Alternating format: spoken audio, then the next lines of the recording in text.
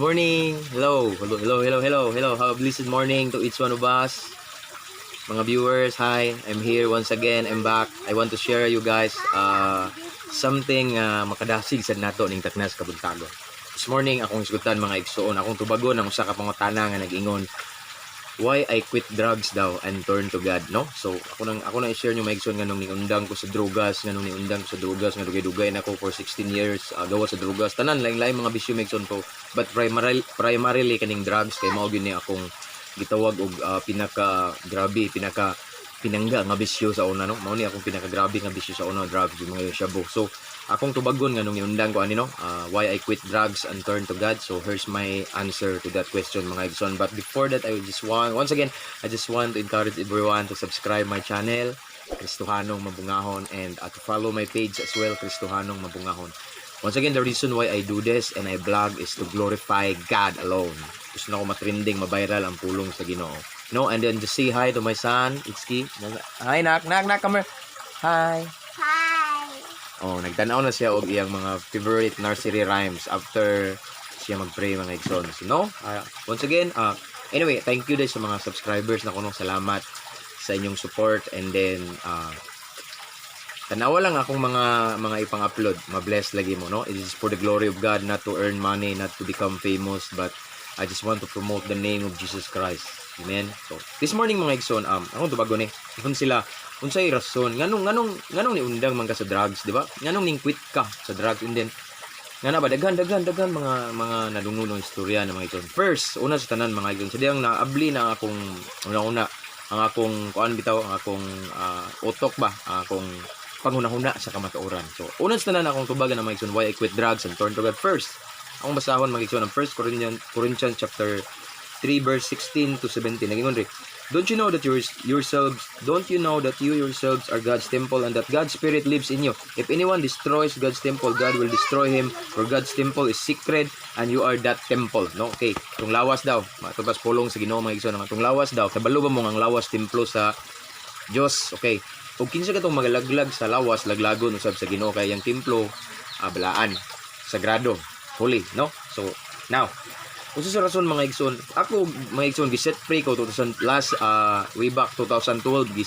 giset free ko ni Lord from the bondage of drug addiction. 8 years na ko karon nga nagpabilin nga gawas nun by the grace of God. So giset free ko nila, but daghan kay mga drug addict mga igsoon nga nabag-o rin balik doon. Akong i-share ang reason nga nung akibago ko sa Ginoo, din wala na jud kong balik. Unas tanan mao to tungod kay nga tong lawas templo. Kini itong lawas mga templo sa Ginoo, sa Dios, nya nigingon sa siyang pulong, kinsa kitong magalaglag sa templo, magadaot pinaagi sa makadaot nga bisyo, magaguba pinaagi sa makadaot nga bisyo, laglagon sad sa Ginoo, no?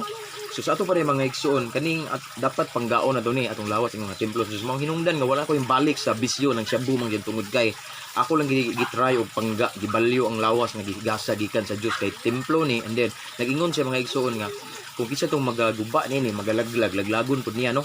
Kanang makadaot nga bisyo, kaning shabu, makaguba gina, no? Makadaot sa utok. Mao tong hinungdan nga niagi ko og napraning kadiyot, pero by God's grace bago ako sa Ginoo.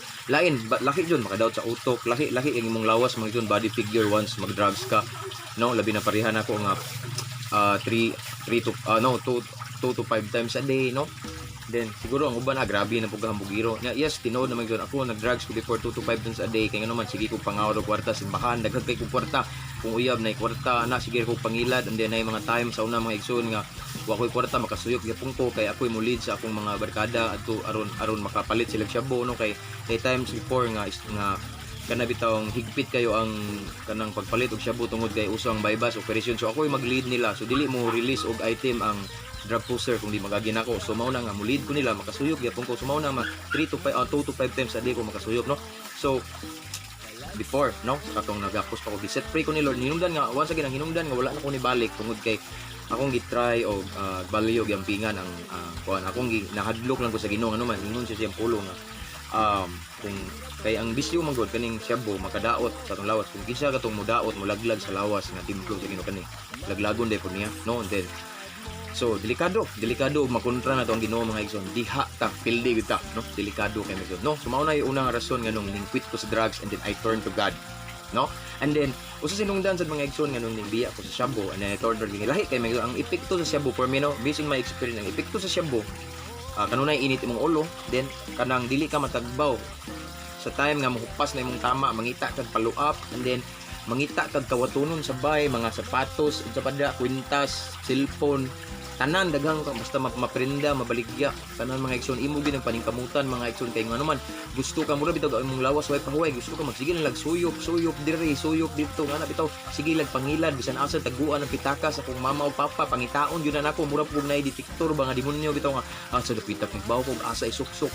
Ako mama I remember sa long time barangay treasury tanan kanang ipangsweldo niya sa barangay mga gyud kawato na ko ng kahon niya nga nay mga pangsweldo. So mao na akong buhat sa una no every time nga mobaba ang tama.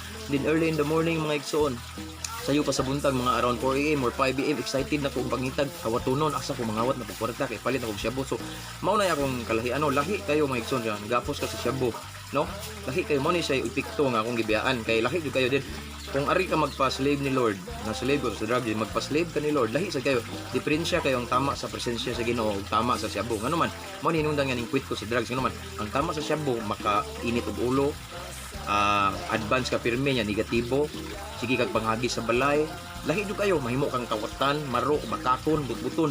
Ang tama sa presensya sa Ginoo maigsoon mao ni magkabuutan.